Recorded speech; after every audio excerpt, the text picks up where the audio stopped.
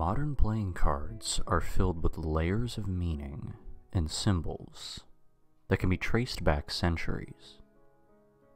The Four Kings, for example, are based on real rulers. The King of Diamonds represents the wealthy Julius Caesar. The King of Clubs is the brutal Alexander the Great.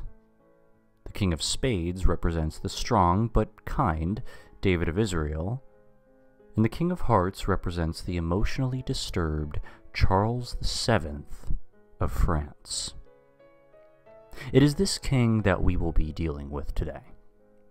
It should also be noted that Charles was the only one of the four who was actually there to see the day his face was printed on a playing card, which may rationalize why he acted apart from the others.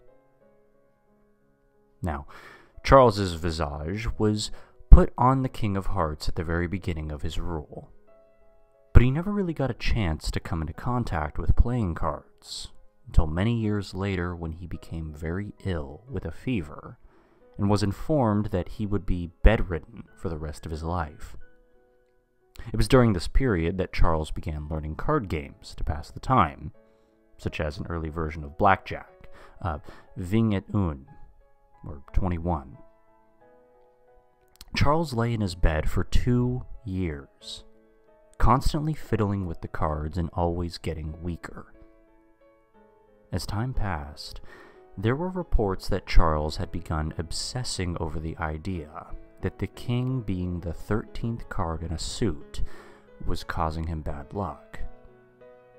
He talked about how he was starting to see the number pop up everywhere, and that he was close to figuring out its secret. Of course, his ramblings were blamed on the fever, and by the end of the second year he had been declared insane, and his son, Louis XII, took over the throne. One day, several months after the end of his reign, one of Charles's physicians went to his chamber to find the frail old man standing in the middle of the room, wielding a large sword. Before the doctor could react, the king, roughly translated, said, "They have shown me the truth of 13, and it is not meant for mortal eyes." Without hesitation, the king proceeded to ram the blade in through the left side of his head, between the ear and temple, until it came out the other side. He wavered a moment before collapsing to the floor, dead. After the incident was announced and it was made public that the king had gone mad, the image of Charles on the King of Hearts was altered to show his suicide.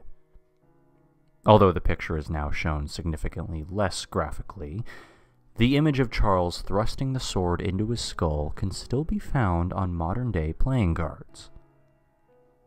Perhaps the strangest part of the whole story, however, is the day that Charles chose to kill himself. July 6th, 1462. And whether it was the intention of the king, the facts that 6 and 7 equal 13, and that 1, 4, 6, and 2 also equal 13, can only be explained as coincidences.